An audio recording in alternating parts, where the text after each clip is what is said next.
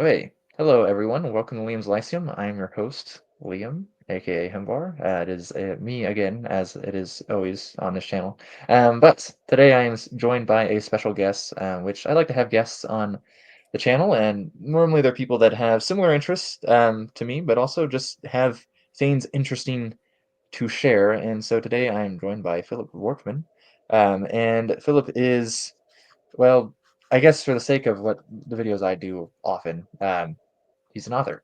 So I have his one of his books here, which is The House of Noth. In fact, it deserves a close up, I think. Um, there, and it actually is mirrored on the back, which was a little confusing when reading it. Sometimes I'd pick it up and it'd be upside down or in backwards or whatever, and I'd be like, "Oh wait." But still rather neat and a neat little volume here. And is this the 1 year anniversary edition? Is that Yes, exactly. Yeah, yeah, okay? And you do have some other works. I think the other physical work you have is The Loveless Lay. Is that what it is? Um, which I do not yeah. have yet. I would like to get it actually. It sounds really neat, but don't have that yet. But I've been reading some Philip's stuff lately. The House of Noth I finished actually just last week. I would have talked about it in my weekly update if I had filmed a weekly update, but my computer broke, and there is no weekly update for last week. But um, and I also have read things from Corncrake magazine recently. Things like Harriet, I guess, is really recent from just this month's August month, 2025 issue. And then as well, I went back, I think it was the December issue for A Midwinter's Night a Dream, a Yes, nice yeah. play, at least on the title there for Shakespeare. And that was those are good stories essentially. I guess Harriet is more on the lines of poetry, um, Mm. just like A Loveless Lay is, which again I haven't read, but um, and I was very intrigued when reading your stuff, Philip. And I you also have a channel, and so this just it kind of helped actually with some of your, I think, your thoughts as far as like they come through on the page, and then also like how you just talk about them somewhat on your channel. So that channel will be linked down below. That is The Roots of Day, if I'm remembering correctly. So, Yes. do you have any other? Who are you, Philip? Yeah, I could maybe add. I'm currently doing my internship to becoming a pastor in the Confessional Lutheran Church in South Africa. So that's like my day job. That's what I really do. Um, but then when I need to, yeah, just distract myself with something else, then I like to look into medieval manuscripts, which you also do like taking a look at a lot. I don't know if is that what you do professionally, philology? That is what I study in school.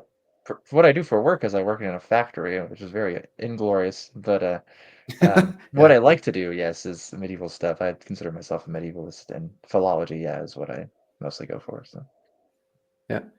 Okay. So yeah, that's also it interests me, but it's yeah, I don't have as much time to invest in it, so I'm not as skilled as you, I would say, based on the very helpful comments you've made on my Beowulf commentary on my channel again. And I've also enjoyed looking at. Um, you had a guest on, I've forgotten who it is, but he made these shorts reading through Beowulf, and I found that quite mm, nice to look at as well. I haven't listened to all of it yet, but I find that helpful.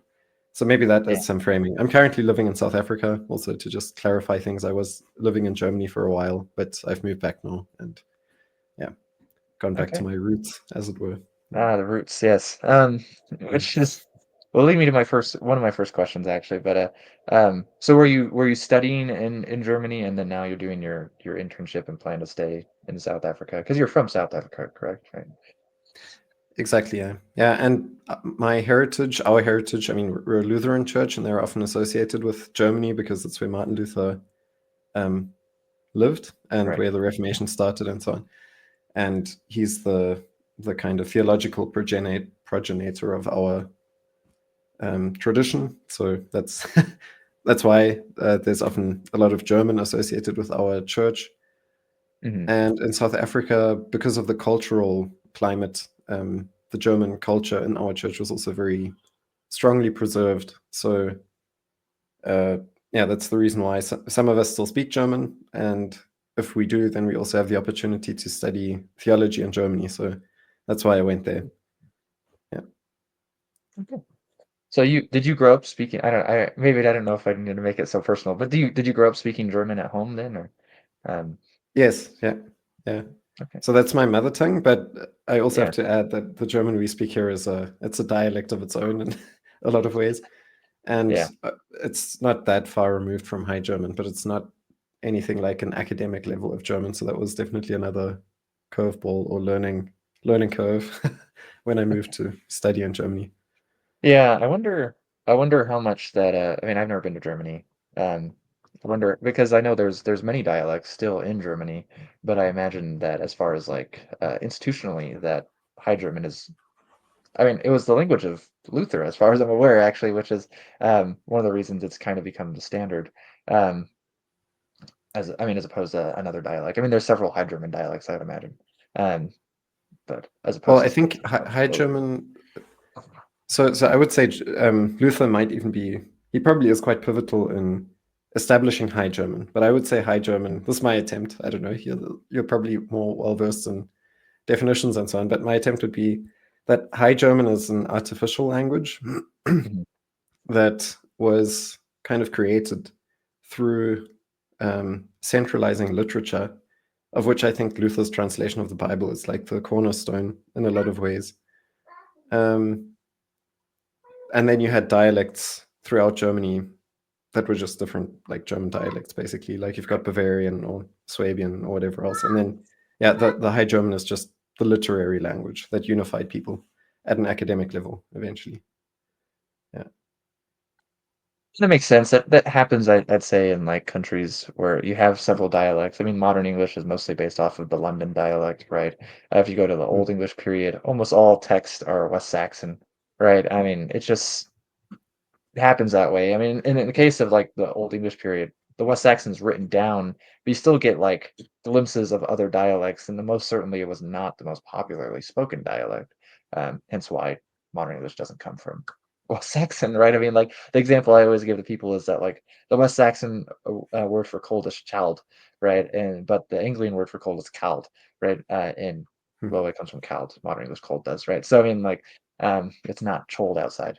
Right, so maybe in certain dialects it is, but not in any that I've ever heard. So, but, anyways, this is what I mean by my asides, but I am curious, I guess, as far as, like, sorry, you can hear my children in the background, but, is, the roots of day. Well, why that name, and where does it come from, I guess? So it's a reference to the cosmology. Yeah, now I'm wondering if I can bring up my profile picture for the roots of day some way. But while I'm looking for it, I'll explain.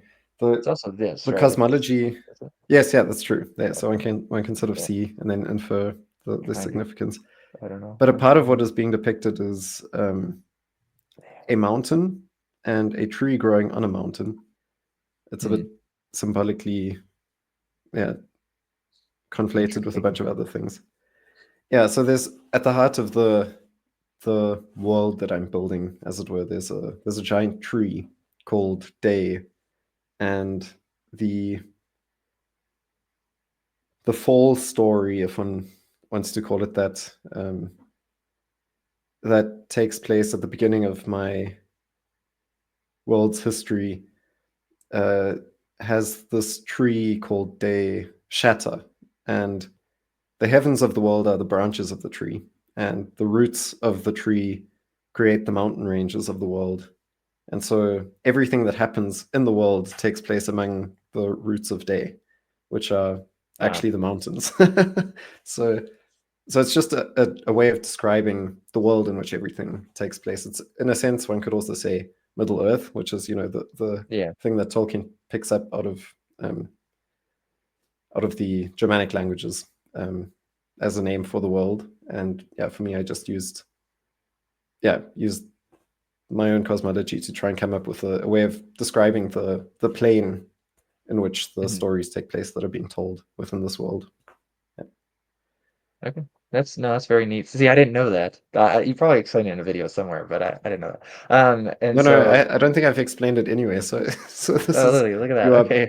doing groundbreaking research into Ah, yes, you heard it here into the first, novel. folks. Um, Yeah. so no, that's very interesting. I like that you've put the thought into the cosmology. It definitely does remind me of certain like, actually, there's like kind of more broadly, just more than I mean, in the Germanic stuff, you have like the world tree type of idea. Um, in like Norse mythology, it shows up in more. Though I believe there's an Old English word that I think it's related to the word fir, like FIR in modern English, that I think means like universe and life as well. And so like that is like kind of poking through, but it seems to be like a Indo-European thing in general as well. One thing I also always liked is that the word truth in English, um, which more archaically it means more like a loyalty rather than facts, right? The other word would be Mm. sooth. That would be more like how we normally use truth these days. But that it is Yeah, still a troth. loyalty in a sense. Troth, yeah, like plight thy troth, type of thing. Must be Yeah. pledged to marriage and stuff. And um, Mm. that I don't know. There's probably some German cognate. I don't know what it is. Um, and Yeah, I'd have to think about it. and one thing is that I'm pretty sure the word truth, troth, whatever, true, are etymologically related to the word tree. Actually, that they're Hmm. unmoving, right? Kind of. That pretty much the truth is tree-ish. Essentially, that is what it is, Hmm. right? So because it is unmoving like the trees. So That's very cool. so anyways, I think that's cool. So, but I like that you put this thought into it. I like this roots of day thing that makes sense then. Um, and so in the House of Noth, then would you say like we get like a good a good like the majority of the roots, or are we just getting a chunk of the roots? Yeah, it's just a small fraction. So it takes place in the northwest Yeah, of the world, more or less. here's a map. Yeah, Yeah. exactly. There's a small chunk, and it was what I was when I started writing the story. It was during the lockdown in 2020, so Uh, um, I was sort of just trying to write an adventure story that took place kind of on the fringes of the world that I'd created. So this is very far up to the northwest, and these mountains are kind of the northwesternmost limits of the world. okay. Maybe in some ways like Scandinavia. so so yeah, that's maybe a bit of a way to try and understand the dimensions. Yeah. Okay. Right. And so, I mean, would you say that the House of Noth is like a standalone thing that you could read this and like you don't need to expect like anything else in particular, um, or read anything My before it for that matter? Yeah, well, there's much to read before it. So but yeah, I think well, my intention was to write a standalone novel, just Hmm. like I was saying, an adventure story that um, was a story of its own. Yeah, standalone. So Yeah. yeah.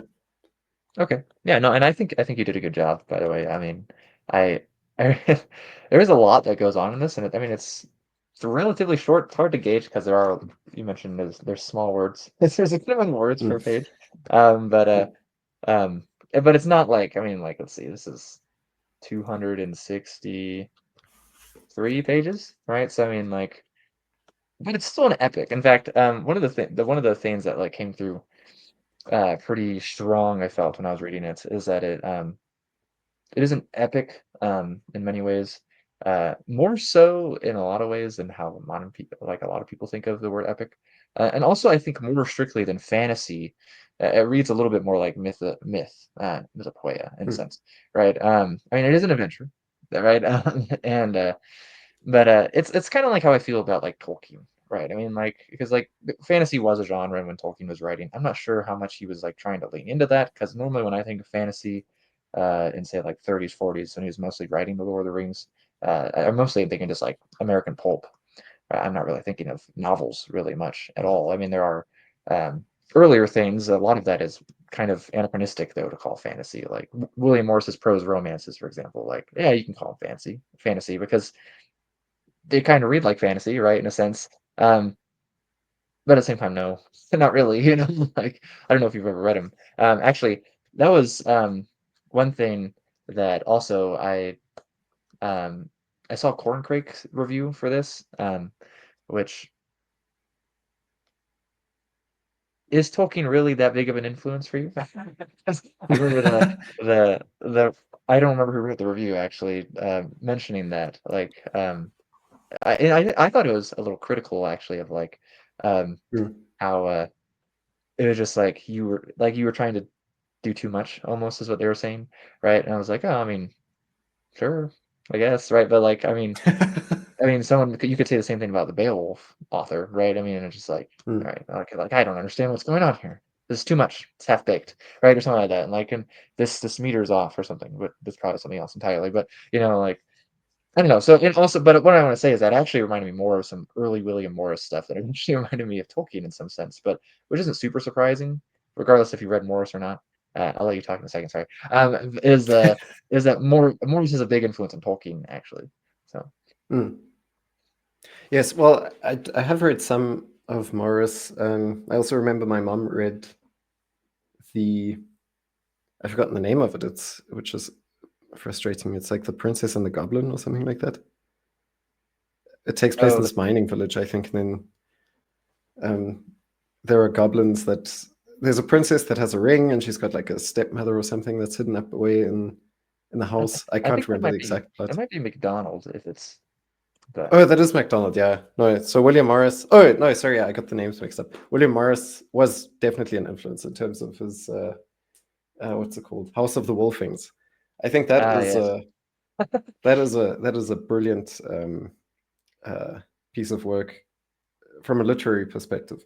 I still have to look more Yeah. into Morris's own um, like philosophies and so on, but I just really enjoyed the way he describes these different like tribes Hmm. and the world in which they live and the magic that they use. It was very like, yeah, mythical is maybe a way to describe it, or Hmm. it worked according to the logic of what Tolkien calls fairy stories, more than according to what you would see in modern fantasy, where you've got, generally speaking, these very hard mechanical magic systems. Um, Right. and yeah, so it's more, the magic is more something like spiritual and almost Hmm. personified in many ways, where Yeah. yeah, you've got a living spiritual world coming into expression through the material world that you're getting to know. And then Hmm. also just, yeah, the language that Morris uses in House of the Wolfings. Yeah, I'm pretty sure it even inspired the name, the House of Noth. That I was so excited about this work, that and the name of it, that somehow the aesthetic of the language that Morris uses, um, and the name that's attached to that aesthetic kind of bled over into me when I was naming my book. Originally, the first version of it I wrote, I called In the Shadow of the Sun, but then I found out there was already a book by that title, which was about the an escape from North Korea, but like North Uh, Koreans escaping North Korea or something like that. So I was like, okay, that's not exactly the kind of story I'm writing, so I don't really want there to be any confusion. And then while I was looking through possible other titles, yeah, I just came across House of the Wolfings again, and I thought, actually, that's such a cool, that's such a cool story. So I think that directly influenced the name.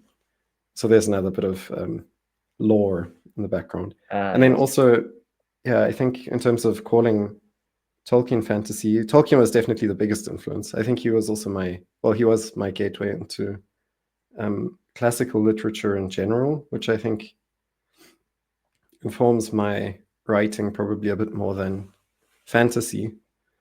Um, and Tolkien, yeah, I don't have any problems calling it fantasy, but I find it interesting now that you've brought it up.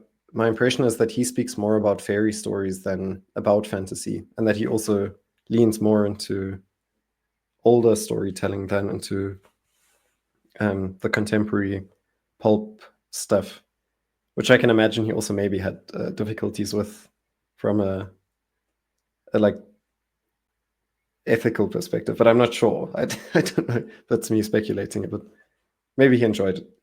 Could be. Eh, I would doubt that he would enjoy it. There is a quote from Elsbreg de Camp that he said he sent Tolkien, I think, like a copy of Conan, and that apparently Tolkien said it was like okay or something like that. And I was like, I don't know if I believe de Camp, to be completely honest. Like that does not sound believable when he says that. And I think it's only ever mentioned in de Camp. I don't think anyone else, like Tolkien himself, never mentioned it. So uh, I don't think he would think very highly of it. To be completely honest. Yeah, yeah. But no, that's I think Tolkien as an influence is like I don't know, like very normal when you're writing Mm, fantasy. I mean, which I think different people get different things from Tolkien, right? I mean, when you read like say the Sword of Shannara, right, or Shannara or whatever, right? That's like okay, the guy got the plot. That's pretty much all I got from Tolkien, right? And it's like, and some of the like the dressing, I like the setting or whatever, but like he's missing a lot in a sense. Well, someone like, Gene Wolfe, I would say he gets more of the theological undertones of Tolkien, I would say. Um, mm, which maybe isn't too surprising because Gene Wolfe was also a Catholic, like Tolkien was, mm, right? And, but I'm glad you read The House of the Wolf. I think that's the best Moors I've read, to be really honest, and, that is his very first prose romance. It's actually really less fantasy in a lot of ways and more of a, like, historical fiction. Um, it gets more mm. fantastic in the other ones, but, that's still the best one, I think. I've read 5, I think, maybe 6 at this point now, and, that one is just it's insanely poetic, like, almost the whole book is poetry, essentially, like, if he calls it a prose romance, but it's really mostly not prose. And so, Yeah. like, it's absolutely beautiful, I think it's a wonderful the main characters, and yeah, just a sense um, of magic. In fact, I was reading recently in Artie Folks and Christopher Kane's, History of Old English Literature, and, there's a when they're talking about certain texts on charms, Old English charms, and how it's pretty much a blending of science, religion, and superstition all put into one in a sense. They didn't really separate them like we do these days. And magic, in a traditional sense, actually has that religious undertone. Like it is something you do through religion. I mean, like the most famous charm probably in Old English is the acrobote, right? And it involves it would be performed by a priest, right? So like, Mm, it's not just like superstition. I mean, and there's even and they also believed in that stuff in a lot of sense, right? Like even Alfred, when he mentions like don't go to witches for lore, right? He doesn't. He admits that their lore is correct, but their lore is gotten through the power of the devil, and so that's why you shouldn't go to them. And so and so it's interesting, right? I mean, like, or like even another one of the charms I saw for Llamas, which was just really this month, right? August 1st. And again, that has like a paternoster in the middle of the charm, right? And you also do have you just like types of foreign religion as well, and like magic and whatnot. But I think yes, inherently magic, authentic magic in a sense is religious in nature, is spiritual at least, right? It is not a science in a sense. I mean, it would have been treated similar to a science would have been treated back then, but not how we view science nowadays, at least. Um, and hard magic is really a misnomer because it's not really magic at all. It's just like fantasy physics, essentially. Right. mm. But which is fine, I guess, if people like that. But I think Yeah. calling it magic is a little misleading, in a sense. It's like gamified magic, right? It's like, oh, big explosion or something. I'm playing a D&D game, right?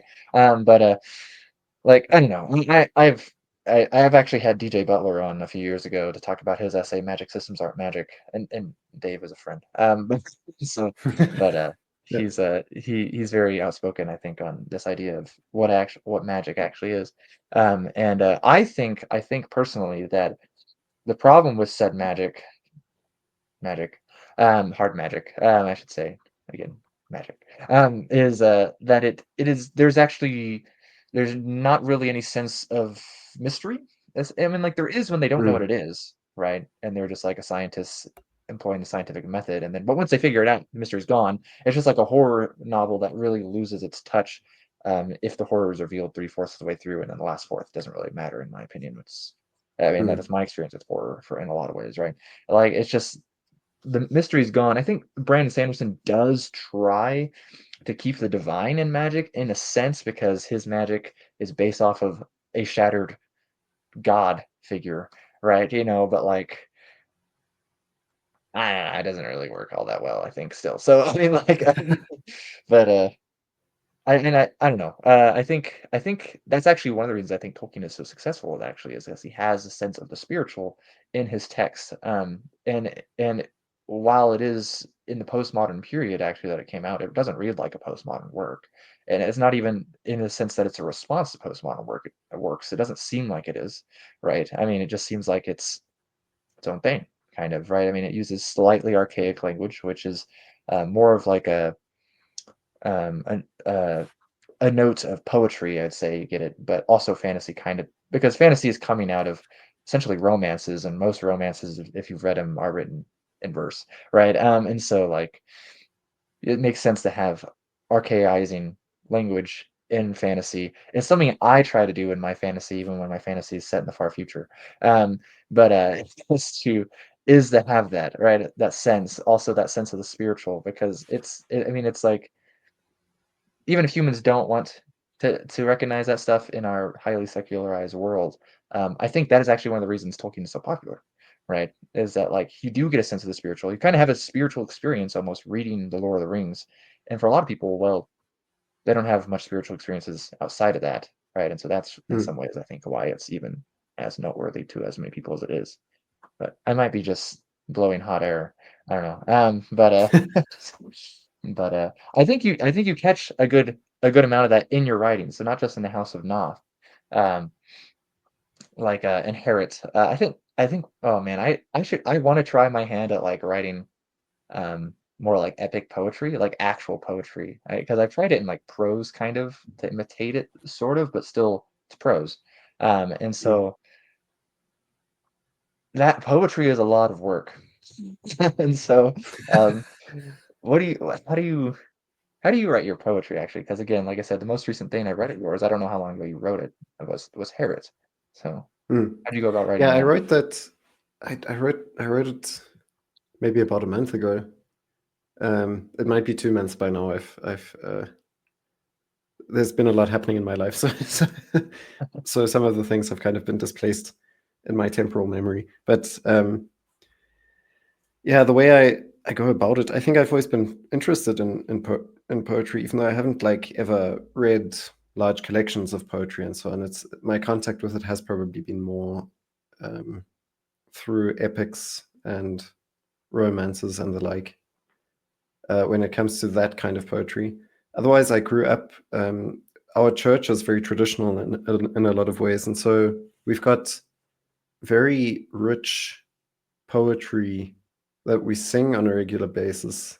And it's only relatively recently, within the past couple of years, that I've begun to realize that that is the primary point of access that I have to poetry as an art. I think the fact that I've actually grown up kind of suffused in it without knowing it in a lot of ways, um, being suffused in a very song-rich culture, I think. And yeah, again, that poetry is of a very high caliber in German. And I think growing up bilingual, because I learned English quite early on as well, which is a necessity here in South Africa. Um, there's always this kind of it creates the need maybe or a fascination for how the two languages are similar and how they're different. And so like you grow up with a lot of German poetry and song and so on.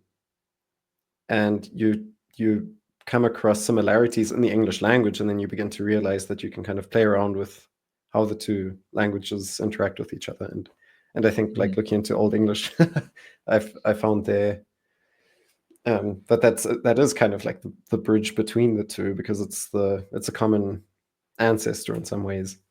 Um, mhm, yeah, so I think that played a big role in helping me understand in an intuitive way meter and rhyme and rhythm and these kinds of things. And then, yeah, I've since then also, when I've had time and the desire, looked into it a bit more. And having then also read, epic poetry and so on, I've been informed by that. And mostly I just let the intuition guide me, because if you've got a large enough vocabulary and a good sense of meter, the things sort of fall into place on their own if you just write. And then in revision, you can always refine things more and more when you realize, oh, when I was busy writing it, this seemed like it would fit into the meter, but now that I'm reading it again, I'm noticing it's not really there. And then you can find maybe a better word that has the correct amount of syllables, or you can add an apostrophe or something along those lines. Um, yeah, so I do it pretty intuitively. I just start and then write a loveless lay, which is also, it's available for free to listen to on my YouTube channel, and it's also Mm. um, it is in one of the Corncrake magazines, so one doesn't have to buy it. Okay. um, But support but Philip and but you buy it would be, anyways. yes, exactly. Yeah, you can you can still support me by buying it. Um, but that's also not too long. It's longer than Herat, and that was very much inspired by Idyll Idylls of a King, um, by Lord Tennyson. Hmm. Yeah, so I think, yeah, sometimes it's also just inspired by something that you are reading on a regular basis, or that you keep returning to, and then at some point you return to it and you realize, actually, I want to kind of do something like this, and then you just do it. And yeah, A Loveless Lay was just inspired by coming across uh, Mort de Arthur, which is like one of the chapters of Idylls of a King on YouTube, and then just thinking, I need to do something like this as well, and then yeah, just doing it. So one might see that inspiration, I think, also even in some of the diction that I chose when writing it. And then with Herat, it was more of a thing of, I want to do what I did with The Loveless Lay, but then for Beowulf, which is another one of these identity pillars in the English language, I think. You've got Beowulf as a mythical figure, and then you've also got King Arthur, which currently that's kind of how how I've divided it up, the kind of Germanic and the Celtic. I don't know Mm. if that's very accurate, but that's a crude kind of sketch in my mind. Doesn't seem too crude to me. They're both interesting figures, that is for sure. Um, Mm. but I think I like how you said it, in some ways what comes intuitively, as in a sense, I mean, poetry is meant for oral composition, if that's even the right word for it, then right, but like oral recitation, right? That like I feel like the best poetry I probably ever composed. It's just Mm. stuff I come up with on the fly, right? I don't ever Yeah. actually write it down. I just like have a tendency to talk in couplets or something to my wife, and I'm sure it bothers her. But and so like, but I think the intuitive part is a big part of it, right? Because when you write it down, then it's just like, oh, okay, like it's like a science almost at that point. You're like, okay, this is I am over here, like whatever, right? And so it's just like, do I got all my syllables? And so Mm. it's difficult work, personally. I find poetry, in some ways, much more difficult than writing just, prose, um, but also more rewarding in some sense. But I think you do a fine job. I'll have to go and listen to the Love of Slay and buy it, of course. But and so Only if you can uh, afford it. That's yeah, important well, as well. I'm a broke little boy, but one of these days. Um, so but I do think. Oh yeah, well, you mentioned hymns. And I think, I mean, song in general, I think is just a form of poetry. I mean, I do think that a lot of modern songs are like really simple in certain Mm. aspects, right? Like, and also not very beautiful as far as poetry is concerned. Some of it, but yeah, like more of like when I think of like hymns, as far as and probably the type you're talking of because I don't know. I don't know any German hymns besides Silent Night. But is I mean, maybe I know another one that I just don't know is German originally or something. But um, is when I think of like modern hymns in that sense, they're normally Protestant variety, right? I mean, America Mm. is originally Protestant, anyways, right? I mean, like, but they're not in Latin, right? I'm not seeing Yeah. some Latin hymn or whatever. And if it's even if it's Catholic and it is in English, there's a good chance it's really old and no one sings it anymore, and it's written in like Middle English or something, right? And but I do think yeah, there are certain types of hymns I do actually do expose you to.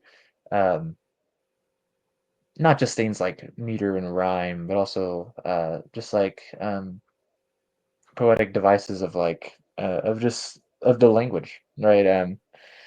Like Like I know a favorite metaphors and so hymn. on. Yeah, I know like a favorite hymn would be like in English at least would be like "Come Thou Fount of Every Blessing," right? At least where I am. I don't know about everywhere, Yeah. right? Yeah. Or "It Is Well with My Soul" or something like that, right? Mm. Um, and they're rather simple in a lot of ways, right? But they're still poems, right? I mean, they have the refrain essentially, but still, essentially written in stanzas or verses, right? And so, I mean, like, um, yeah, I do think that is a good way of exposing at least younger people is worthwhile song, essentially, Mm. because I think there's a tendency for people nowadays to think that poetry is outmoded. Um, Well, and there's many reasons I think for this actually is because one, it's kind of seen as like a weird out there activity when, say like you read an Eil's saga, right, or whatever, and it's a pretty manly thing to be a skald, right? Everyone likes that, right? And so Yeah. like it's cool and it's difficult in that sense, right, to do some of their verse forms, right? But then the other problem I would say is that besides the fact that it's just not common, like people just don't read it anymore, is that the problem is that people often write things that are not poetry and they'll call it poetry these days, right? I Mm. mean, essentially since the modernist era, and then well into postmodernism, right? They'll be like, "Oh yes, this is poetry." I'm like, "No, you just used like some funky formatting. You press enter way too many times on your keyboard. It's literally just prose." Like, um, like it might have some like poetic imagery and maybe language, right? But like it's not like if I were to say this out loud, it would not sound like poetry, and so therefore in Mm. my mind it is not, right? And that's one of the big problems we have, at least in English. I don't know about in German, is that most of the poetry you see these days is not poetry. I will just put it bluntly out there. As a student of the humanities, it's not poetry.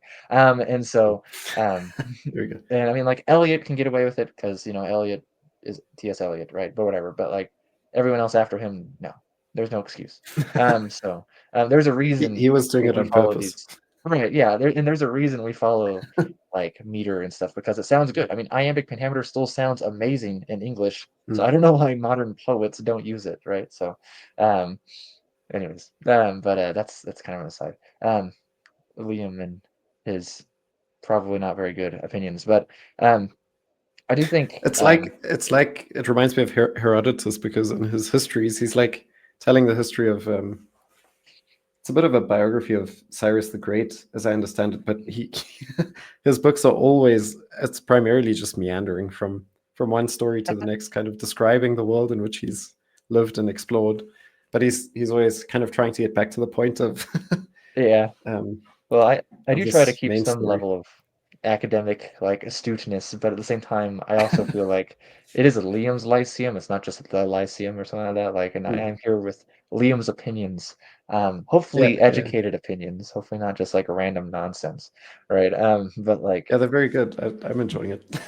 So, I try to have and I always like it when I read like an article and I'm just like, yeah, that's like, take that, or whatever. Like I recently read, you mentioned Old English, kind of being a predecessor to modern German, and Old English is really cool actually as far as like the Germanic languages goes. It has a much broader corpus and a much larger one than any of the other Germanic languages at a much earlier period, right?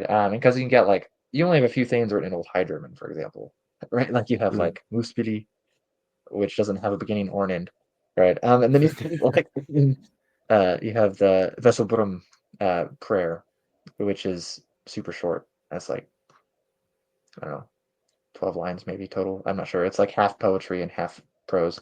Um, Hmm. and maybe like Hildebrand. I can't think. His lead, Hildebrand's lead. Is that it? And uh, and then that's like really short and a fragment as well. That's like 60 lines or something ridiculous at this point. So I mean, like, you just have like a bunch of like fragmentary stuff.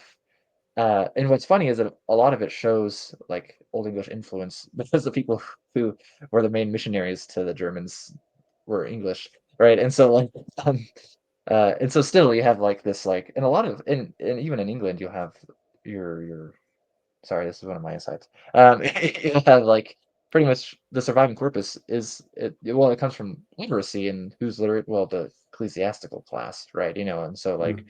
it's all it is all religious in some aspects. I mean, they still have a tendency to like heroicize things, right? Like the Old English Daniel does not quite read like the Old Testament Daniel, right? I mean, like, um, and they also have like a tendency to hold poetry in high esteem, right?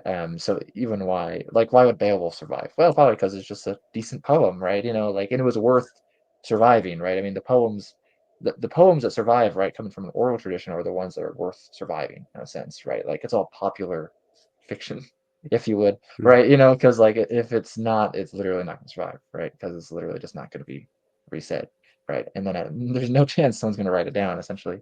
Anyways, and so we're just lucky we have what we have anyhow. Um, but but no, sorry, that's Liam sides. So as far as like we kind of already talked about like well, several books, I guess, Tennyson and Morris and Tolkien. Um, do you have like any like favorite art besides that? It doesn't have to be literature, or do you have like even like a favorite like writer in German? Like, I mean, because I don't. We talked about this before I started recording. I don't speak German, but it's one of my great shames. But yeah. What are your? Well, yeah, that's a very good question. I sort of tend to, when it comes to my interaction with art, I tend to kind of just drift through things that I come across. so so to speak about a favorite, it's usually something that I just recently came across, or you know was was came across again, or yeah, there's always this, like, I don't know if it's necessarily cyclical, but yeah, I'll move through things and then yeah, I encounter them again at some other place, because Mhm, I primarily work with like theological texts, mhm, and yeah, that's yeah what I work with when it comes to texts, and then also yeah, song and this kind of thing. I like movies though, and video games, and I've been thinking about video games on and off, um, as works of art. It probably depends on the game that you are talking about. But and I don't know what your relationship is to these media, but mhm, that's one that I find interesting, because I think in some ways you can spend a lot of time with it and it can be a waste of time, but in other ways they're also very moving works of art sometimes. And I know something like uh, Shadow of Mordor, Middle Earth Shadow of Mordor. I shared mhm. recently something about that on my Twitter I saw account. that actually. Yes. Oh, yes. I think. Yeah. Yeah. Okay. Yeah. Yeah. Interesting. Um, I think I saw that you liked it, or something along those lines. So, yeah, there are these kind that I would consider to be a work of art in the Wagnerian sense, that it's like a Gesamtkunstwerk, is what, like Richard Wagner. His aim was to try and really create something unique in his operas, where he's using sound and visuals and everything, and Mhm, to really recreate or create a mythical world, um, that kind of consumes you. And I think video games are trying to do something similar, but on a smaller scale in your mhm, own house. Um, so that is definitely, if I can call it an art form that yeah has had a big impact on me.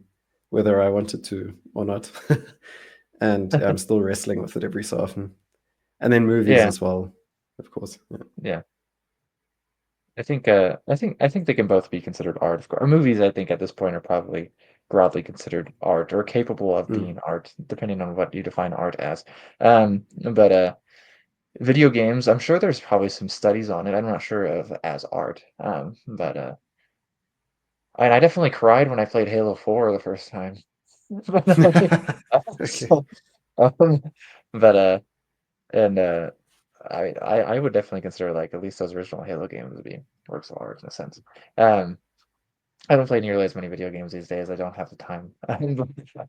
But it has been a minute since I played Shadow of Mordor. Um, Mm. but I do remember enjoying it. And I think when you're working with something of a basis of something like Tolkien, you really can't go so wrong that it's completely terrible. I think it doesn't have to be good. I mean, like Shadow of War isn't that great, and the Rings of Power TV show is not that great, right? But in No. a lot of ways, there's still the redeeming qualities are there, and it's mostly because well, the redeeming qualities are from Tolkien. You could argue he's getting it from somewhere else, right? Um, but like Well, still, one it's of it's a good enough thing. So yeah, one of the things about Shadow of Power, what's called the Rings of Power, that that I do kind of like is the music. I'm actually mhm. maybe it's a guilty pleasure, but I'm a fan of Bear McCreary's music. Also, the music he makes for the God of War games. Um, I Okay, don't know yeah, much about him, so maybe I don't want to. But I really like his yeah, his music a lot of the time. So yeah, that's also yeah. There's you see these different art forms also coming together in movies in the sense that you might not like the right, visual. Well, even the visuals in some ways in Rings of Power were impressive, but yeah, I think what really bothered me so much was in some ways the casting, but the thing that really broke it for me was the writing. I think the writing, if they would have written it really, yeah, really well, I don't think the other things would have mattered so much. right. So I agree. yeah, yeah. Yeah, so I definitely yeah, and I think that's interesting you mentioned like music definitely comes into effect with something like it's kind of several mediums tied into one, and it's similar to video games, I guess. I was even thinking of video games the other day. Well, it's like kind of an active medium, right? Because when you observe a painting, for example, you just have to look at it, right? Or when you go and watch a play, there might be an audio aspect to it, right? But like you're just watching, right? Kind of like when you watch a movie. A video game is active. Yeah, you are the participant in the game, and it's similar with literature. And I think it's one of the reasons people don't read as much these days is it's active participation. Essentially, you have to not be lazy to even participate in the art itself, right? You have to actively participate, right? It's easier to watch a movie, right, than to read a book, right? Like actually easier in a lot of ways because it's actually difficult to read sometimes. Right? It's not just the time; it just actually can be a work, right? Um, which is why I think it's so rewarding. Um, but yeah, no, I think that's one of the reasons why Halo is so good is because the music is great, and then the story itself, the writing is fine. So while the music in Rings of Power is fine, yeah, I do agree with you. The writing seems to be lacking in a lot of ways.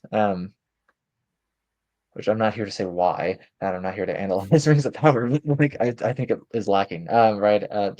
And I think most viewers can tell. I mean, there's people out there who still love it. I'm sure. And I'm It not. I'm seems not like it. like They're how making like another how. season. So Oh yeah, and I'll probably still watch it. Honest, I mean, because I watched the first two yeah. seasons. I definitely did not watch the second season of Wheel of Time, so I can give that Rings of Power as better than Wheel of Mm. Time, which isn't saying much because the Wheel of Time books are not really that great, anyways. Um, but so um, but no, I think the active participation, I think in video games is something for it. I think engaging in stories. Maybe some of them aren't all that great. I mean, like can't remember the last time Call of Duty had a good campaign, right? So I mean, like, and so I don't know how worthwhile Call of Duty is, right? In a sense, I mean, it can be fun and entertainment, and that's fine, right? People read books for entertainment. Um, is your writing for entertainment's sake, or is it for uh, I don't know, education, catharsis, is it like and is it for yourself? Right? I mean, because like, something like I've seen a lot of your stuff goes into Corncrake. Corncrake Mm. doesn't pay, right? And so, I mean, like, but you've still published stuff with them. So, I mean, like, what are your thoughts on that, I guess? Like, yeah. Yeah, well, I think the first story I wrote, I'm trying to remember, I think it was in September. In September, for the September edition, I think I was asked to write it. And then I was also offered December as an edition where I could write something. So the December one you read, the Midwinter Night's Dream, and that one, yeah, I like that one a lot. The first one I wrote, I actually want to read it again because that one has more. It follows a priest, so although I think it's technically a pastor, it's kind of supposed to be very ambiguous, but I'm pretty sure it takes place in a Protestant setting. so so he yeah. Anyway, so often it's a for me it's a process of experimentation. Like I'm trying to play around with what I have at hand, and I'm trying to create. Maybe in a sense, it is like painting. I do like drawing as well, and I haven't done that much painting except with watercolors and so on. But it is like you're trying to create a very textured. I like to create very textured works um, that kind of try to push the limits or like you know play on the limits of what is possible to do with the language that you're Mhm, working in, and by doing that to create something really satisfying and interesting to read. And so I am doing it a lot for myself to just like how would you say just to exhaust myself a bit like to yeah to just play mhm, and but at the same time to craft something that is meaningful. So it's not a chaotic play. It's supposed to be maybe a bit like music in the sense that the different strands that you are drawing together are supposed to harmonize with one another, and yeah, they are supposed to rhyme and have relationships with one another in such a way that it's reflective of the experiences we have in life, so that you feel like you can relate to what it is that you're reading, and to some degree it mhm, can also impart some kind of wisdom for your everyday life to you. So it is something I definitely do for myself, but at the same time it is an act of communication. So I am trying to, I think, share the things that I've learned in a way that is engaging to read for those who like language. And maybe mhm. I make my audience very small by doing that, but I don't know if I could do it any other way without falling asleep while doing it. So Yeah, I hope that's that fair. kind of answers the question. Yeah. Yeah, no, I think it does, and I think you then have a propensity for actually artistic value, whether or not you would call it such, I guess. But like, say like when you say like when you mentioned music, for example, I'm just like, oh yes, John Cage, that's not music, right? And so like that is like literally pushing the limits of sanity, in my opinion, right? And it's just like, okay, that's nonsense, right? You're like Duchamp, right? For like physical art, right? A visual art. And well, Duchamp is just joking with you. He's literally pulling your chain, but everyone took him seriously. And so then we have ding dongs like Pollock afterwards, right? And so Mm. like, well, like, okay, cool, Pollock, you're expressing yourself, but it's garbage. Sorry. And so I mean, like, so, uh, and there's worse, of course, Mm. than Pollock, unfortunately. And so, that's, and I think even limiting your audience in that sense is therefore fine, right? I mean, like, because I mean, I recently like Christopher Rocchio, actually, right, Catholic, but yeah, well, forgive him, but he is an author, right? They're actually decently popular these days. He's a buddy of mine, and I was talking to him that the latest short story I wrote is in Middle English. It's just straight up in Middle English, right? Like it is Mm. not modern English, right? And I told him it's like I'm gonna try to submit this somewhere where it might sell, but if it doesn't sell there, I'm not gonna be able to sell this anywhere, right? Like it is not going to sell, right? Like no one's going to want this because why would they, right? I mean, like the editors themselves probably couldn't even read it, right? So I mean, like, so annoying, right? So like, but at the same time, and he was talking, he's like, well, you got to write stuff that you are not going to essentially lose your soul when you write it, right? Essentially, like there's one thing to write for money in a certain sense, because you read that when I read someone like Thomas Hardy, right? I feel like he's being insanely prolix because it's going to make him more money. He's getting paid by the word.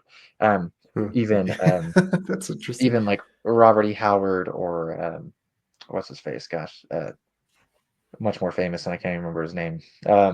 Lovecraft, maybe? I don't know if he. Lovecraft does do it a little bit too, but I'm thinking of what English author. Gosh, dang it. Whatever, I'll probably think of it in a minute. But I'm not a big fan, which is probably why I can't remember his name. But it's just like that's one thing.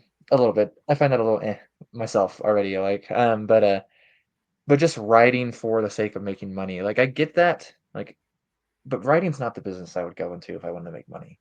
Anyways, Hmm. right? I mean, so like writing is something that I feel like is an artistic expression of human experience, right? And I do think it has a cathartic value to it, but also, yeah, sharing it, right? So I mean, like even putting something in Corncrake, which Corncrake's not going to pay you, but like I was able to read your stuff because it's in Corncrake, right? So I mean, like, so that's success in some sense. Like, I don't think anyone's like read almost all my stuff, and I've actually most of the places I've published are actually places that pay. It's Hmm. normally really, really low. I should say, like, it's more like an honorarium, right? It's like $5, $10, so like base, like regardless of how long the work is or whatever, right? And but Well, I don't know it's who's something. reading that stuff in a sense, right? Right? Like I'm just like I don't know, right? So it's always nice when I see someone like mention that they read it. I'm like, hey, look, it actually got read.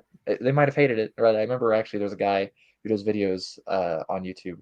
Um, my goodness, why am I forgetting his channel name? But and oh hey y'all, listen up. And he doesn't actually make that many videos anymore, but he reviewed the only anthology that I'm in actually it's a physical anthology, and he said my story was the least favorite in the entire anthology, and he really didn't like it. I was like, that's great, whatever, like that's fine, like I mean that kind of hurts a little bit, right? But like at the same time, like oh, at least you read it. That's nice, right? Yeah. So like at least Yeah. people are actually reading it in that sense, right? So um Hmm.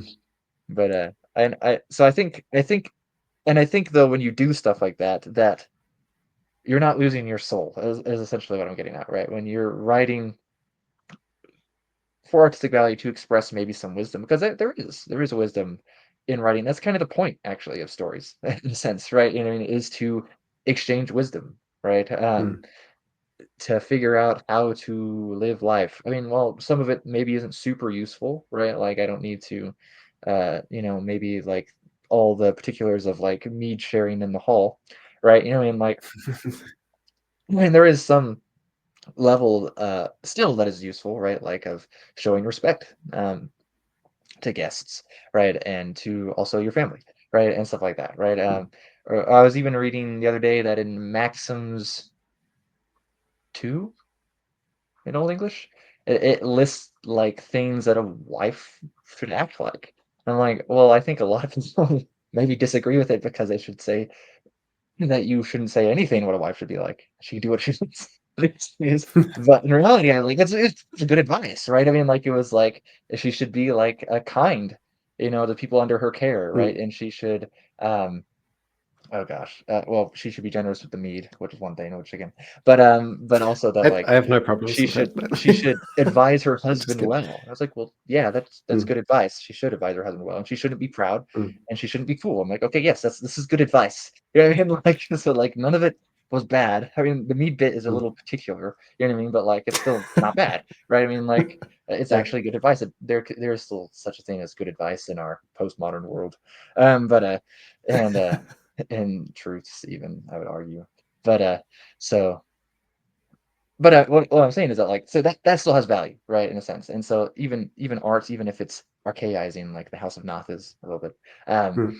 that it still has value. I did have a question actually as far as like kind of I don't know, sorry, I go back and forth. maybe I should write out more notes, but I really just go where my mind takes me. I guess I'm a little bit like Herodotus, and I'll take that. But Yeah, it's a the compliment. oh yes, okay. Uh, your elves, I guess, if you will, in the House of Noth are Mm, a little particular, different. I'd say. Yeah. What's up with them? Yeah, that was also something that happened quite late in the revision of the work, or this. So the version of the book that got published is like the second time I rewrote it, or just the first time I rewrote the whole thing from scratch. um, and by the time I reached the more Germanic inspired peoples, the children of Imnia, who only come in about in the second half, they're kind of like, you see them in the prologue to give you a taste of where the story is headed, and then you head off into a completely foreign kind of world of nomadic peoples that have these like golden eyes and gray skin and all sorts of different characteristics that they get from the fact that they are a people that came into being when a dwarfish race, for lack of a better way of putting it, summoned daughters of the moon from the reflection of the moon in a giant sea. So there we've got very little hard magic in that whole description of things. But these daughters of the moon then had children with a group of humans that had built a city near the water. And then their society kind of eventually collapsed because of that. And there's a lot of, yeah, also kind of themes of our current world that are captured up in that. But I don't know if I should really get into that at the moment. But that also wasn't necessarily intentional. But in reflection, I realized, oh, that's kind of, there's something applicable about that for our current day and age. But out of that came a people that's like half dust and half moonlight. And these are the protagonists of the story. So they're kind of a rootless people, nomadic. They were cast out of that city because they were this half-breed people, and so we follow them and their struggles. But they're not like an immortal, ageless race or something. And it is maybe a question if they are really elves, or maybe there are other things that are actually elves. Um, this I also haven't said anyway yet, but it was something that I thought of while writing the story. So these children of Imnia, they eventually end up taking up these nomadic peoples, or a tribe, a specific tribe of them, a specific village from a specific tribe, into a city that is about to be attacked. And they have had commerce with these peoples. And so in their mind, these people, because of the way they look, must be dark elves, because that's what the stories describe dark elves like. And maybe that's accurate, but maybe it also isn't. And I like the ambiguity of it in my mind anyway, because yeah, again, it just shows how we can often and easily misunderstand things by making quick assumptions about superficial characteristics. That so you see a people and they've got this, gray skin and these glowing golden eyes and the like, and in the stories maybe that's what dark elves are described like, so those must be dark elves, and then you just apply that title, and they're kind of supernatural. You sort of have an idea of where they come from. So yeah, the ambiguity of terminology is also something I like, because I think it reflects reality in that, especially in earlier times, not everything was cataloged in an encyclopedia that you could reference. Like you couldn't just open up Wikipedia and look up what it is that you are that you are seeing on the street. Um, yeah, so there's this element of mystery and wonder. I hope that is kind of conveyed through that, and yeah, it also reflects, I think, oral tradition and how we try to make sense of the world when referencing a tradition that we are a part of in that way. That's fair, and I think you get across really the like this I don't even say like isolated in some sense, because I mean like there is trade and whatnot, but like it is isolated in a sense because like most people, even in like in the medieval period, right through the medieval period, are not going to go any further than they can walk, right? Mm, And that's not very far, right? So they're rather insular in a sense, right? And yes, they might see people from far away, right? Like there's Gaba, right, walking around, mm, um, but like, and so you're going to take things based off of um, some preconceived assumptions often, right? And honestly, it comes off kind of almost, especially with that beginning where it's like the people are nomadic. They're actually kind of settling into kind of a um, like wow, what's the word? Egalitarian society, um, and like settling down. They're settling. That's the word. Anyways, yeah. so but and Sedentary, maybe. yeah, sedentary. They're just yeah, they're settling, right? So so um, they're which is an interesting shift. I mean, we don't often think about that, I think, in our modern society, right? Because we've already been there for thousands of years, in a sense, right? I mean, like in the modern age, it's a little different. Like we're not as connected with the year, in a sense, and with the weather in our modern age as people were even 100 years ago, right? And so you're less connected with the calendar because you don't have to be, right? And then because you're not growing crops, most people aren't, at least, right? And then it's just like and then most people sit on their butts like all day, right? And it's like, hey, well, that's one of the reasons why we have so much obesity, right? Is because, well, that's not what humans are built to do, right? I mean, Mm, like, I mean, you can get into a lot of other stuff, right? But even like, I studied anthropology. That was my major for my 2-year degree until I changed it at the very last second. So I was only like a class or two away from getting that anthropology degree, and I do regret it. Yes. Anyways, and but like something like how intensive actually, how much hard work it would be to go from like tribal band level society to more of a chiefdom, right, where you're not nomadic, right? mm. And that's actually like it supports a bigger population. It supports more strength, but it also is intensive, right? Well, because one, something like wheat is actually really not that great for you, essentially.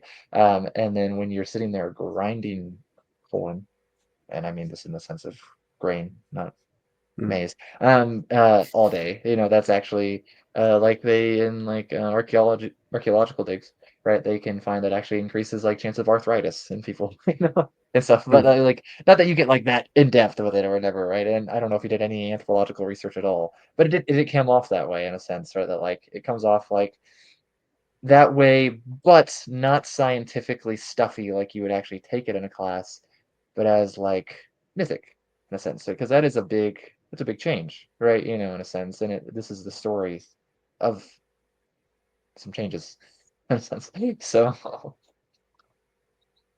I don't know if that Yeah, answers. so yes, yeah, it does. It's yeah. Well, I'm glad that as someone who actually did study anthropology, even though you didn't complete the degree, my condolences. But if you saw that it seemed kind of realistic or I don't know appropriate in some way, that makes me happy. I did look into a lot of things that I had questions about, but I don't like I didn't study it intensively. So I do think retrospectively maybe there were some fumbles that I made, but I'll just say it's poetic license because it's not the point of the story to be a like 100% accurate anthropological tale, but I do like it to feel like it's a real possible scenario where these people are settling down. Some of them are experimenting with like gardening and growing crops and so on, whereas nomadic societies would have been a lot more focused on herding animals.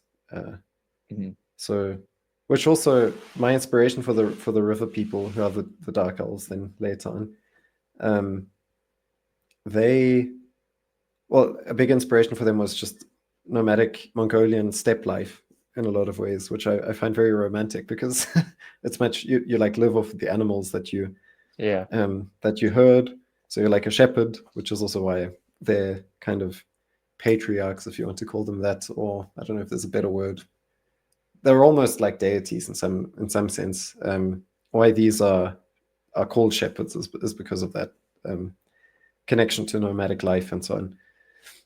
and also in a lot of ways the biblical patriarchs. So yeah, so that whole settling down thing is definitely a big theme, and I'm grateful if it came across as being kind of authentic in a lot of ways, because it is, yeah. Also, if your tradition is to be nomadic and you change that, I also thought your whole life has been centered around why you are constantly on the move, and now you want to kind of shift the center of your lifestyle. What kind of effect does that have on, yeah, the society in which you live, the social cohesion in a lot of ways? So then there's Mhm. some conflict that's created by that. Yeah, it's and even like the word king still actually it seems to come from a etymology related to the word kin. That like a king is someone of the kin, right? And well, obviously in a kingdom that's not the case, right? But in an earlier society, a tribal society, it would be, right? So or like what's the word in Gothic? Kundins, maybe it's similar. Not it's not the same ending, um, but uh, but yeah, still related to this idea of kinship.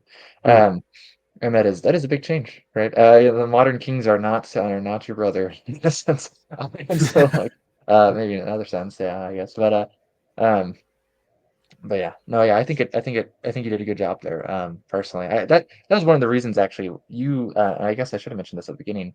You did mention that you did read A Love of Slay on your channel. You also there's an audiobook of The House of Noth Mm, yes. on your channel, and I started listening to it, and I think your narration's fine.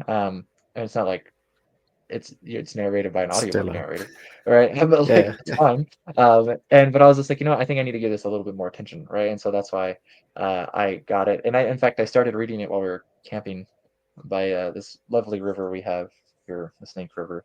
Um, I'm near the Tetons in Idaho, but which is Okay. very beautiful country. And Yeah, very very appropriate setting for the river people, I'd say. yes, it's very appropriate. So that was great. But I do have a couple more questions because we're a little over an hour here. Mm. And I don't want to take all your night. And plus, I think more kids just keep arriving at my house, so it's just getting louder. But I don't know if you heard No, no, not at the moment. I can't hear this is always anything. like our house is somehow like just where kids come to play for some reason. My wife literally like never turns any of them away, and so it's just like more kids and more kids and more kids, right? It's just, Yeah, that sounds um, great. so it's fine. It's just kind of hectic sometimes. But Yeah. um, I do have. It's kind of actually three more questions, but two sort of. One of them is something I've seen you talk about, or at least mention several times on your channel. And that is masculine storytelling. Um, Mm. so we've kind of already talked about some of your ideas about storytelling, anyways. But I guess just specifically, like, what do you mean by that? Yeah, I think it's difficult to talk about these kinds of things nowadays, depending on what setting you're in, because there's a lot of conflict between um, the sexes, the battle of the sexes, they often call it.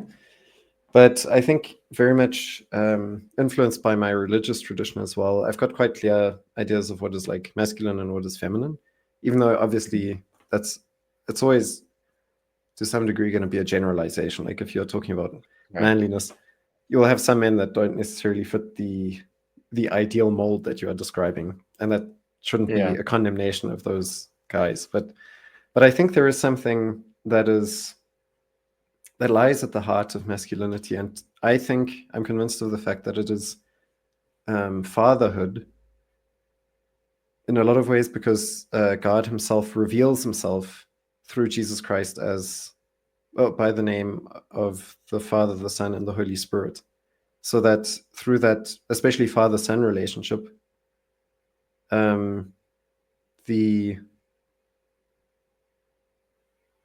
the yeah, masculinity is defined by God as um, being paternal, and what that means is that you're willing to sacrifice your own interests for the sake of the family that has been entrusted into your care, I think. And Hmm. so, yeah, what another thing that I am trying to explore and emphasize is also sincerity in masculinity. so that it is inspired by some YouTube video I saw in Aragon somewhere. um, so yeah, so it has to do with not not being a brute or something like that, but being resilient. Mhm, That you're like tough in some ways, but you're also thoughtful, and you have an awareness for the needs surrounding you, and you're willing to sacrifice your own interests again to address those needs and mhm. to get the things done that need to get done. Um, yeah, so identifying and solving problems. Yeah. eh, Okay. Yeah. Any other words? Yeah. Sorry. No, no. If that makes sense, then Yeah, no, I like think it actually. makes sense. I think it makes sense. I do agree that in a lot of ways, like I mentioned earlier, when as far as secular conversation goes today, I do think that there are masculine characteristics and there are feminine characteristics. I'd even say that like a hyper masculine would generally actually be a negative in a sense, right? Because like then it gets rid of like say like patience, for example, right? I mean, essentially Mm, like patience is not normally associated, at least I would say in a lot of ways. Maybe in say like Roman society, their virtues would be a little different, right? But that is not highly associated with masculinity, or at least what people think of when they think of masculinity, right? I mean, because like it really the idea is that there's nuance in my mind, right? Like that it's not just it's like when people say the word myth often, right? What do they mean by that? They just mean false, right? They don't actually mean what myth can mean in a lot of ways. I mean, I guess myth could mean false, sure, right? You know what I mean? But like, there's actually a lot more to it. It's just like masculine doesn't necessarily mean like I do what I want. I'm tough, mean, and rude about it. It can actually mean like I'm patient, right? And I think or that I am tough when I need to be, right? Essentially, and I think that that paternal aspect. I mean, because I would be completely honest. Like I have 3 children, and that it is that my wife and my children are like the greatest thing in my life, right? Like, and that is just like the biggest blessing. Even though I have 2 cars that are broken right now, my job sucks, and like seems to be broken for some reason. Well, I still have that, right? And that is fine. And even like Job, even if they were to die tomorrow, I'd still have the blessing in a sense. So like I don't want that to happen. yes, please. I hope it doesn't happen. Yeah. But, I mean, still, it's like that in itself has given me purpose, and also as in a lot of ways, I don't wanna say it's made life worth living, but it feels like it often, you know what I mean? Because like, anytime they're gone, I'm just, like, super aimless in a sense. I feel like, "Oh, what do I do?" But, so, I do think there are definitely some, um good aspects to this idea of masculinity. And I think even if that means including aspects that might be often associated with femininity, right? And I think that's actually in one way is um, why even in that like Germanic society, right, that um, you have the women um, that they actually have a place, right? Because often when you read like Latinesque stuff, the women are just like Greek society is often kind of misogynistic and even um, uh, like old like Hebrew stuff, right, is kind of misogynistic. And even like Tacitus points out, there's like, oh, they treat their women with like respect. When the women talks, they listen in a sense, right? And that is important in a sense, Uh, right? Like, about it, the Germanic tribes. Yeah. right, yeah. And he Yeah. mentions that the men bring a dowry, which actually was still the case in Anglo-Saxon England, um, and right, so it's just showing that the women had a value there. But then, of course, if the women have value, of course, men have value as well. And there's value in masculinity, there's value in femininity, right? And the idea that you are what you are, and that it is perfect just inherently, naturally, I think is faulty logic that we often get a lot today.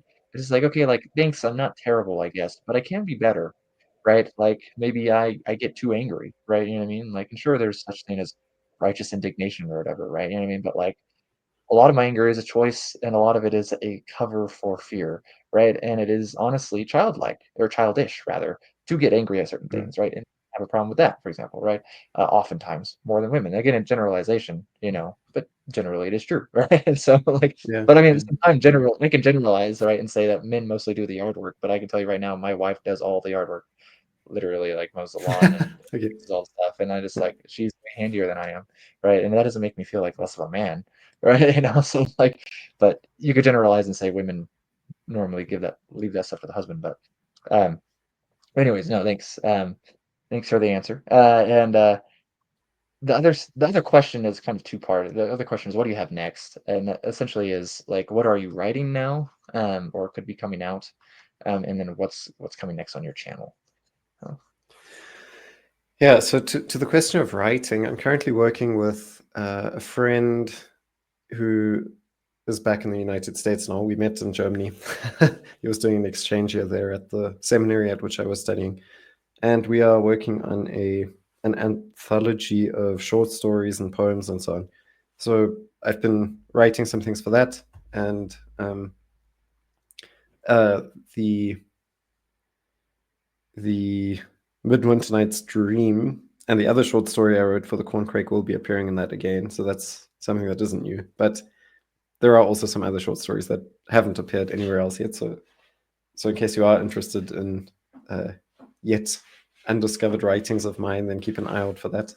I'll definitely mention it on my channel and on my X account as well, probably when it comes out. But it might still be a ways away. But that's what I'm working on in terms of writing at the moment. And then on the other platforms on my YouTube channel, I've been trying to every so often publish a short, and I use shorts to do small snippets of a chronicle that has been written by one of the characters in the House of Noth called the Lion Pentooth, who is a chronicler or a scrivener, a writer at the court of the king of the children of Imnia, or of one of their settlements. And this, yeah, so the framing for these shorts is that this writer is writing a chronicle about the children of Imnia, and you can kind of follow the story of where where their story begins and how it leads to the state in which the children of Imnia find themselves in the House of Noth. So I'm still working on those, trying to release them as often as I can, and that's something one can look forward to on that channel. And then at some point, I also do hope to get back to my discussion of the text of Beowulf, which I'm having fun with, but currently my life is a bit busy, so I don't have that much time to do that kind of a demanding mhm. thing. Yeah. That's fair. I understand life being busy, but I appreciate in your busy life coming on to talk about some of this stuff. So hopefully, I think your grace probably covered up for all of my toadiness. That's what I mean, that's how I always feel. But but thanks for coming on. And thanks for answering my questions. And yeah, everyone go check out Philip's channel at least, and go look at some of his stuff. And again, yeah, I can recommend House of Noth. I'll probably have a review out for this soonish. I'm not entirely sure.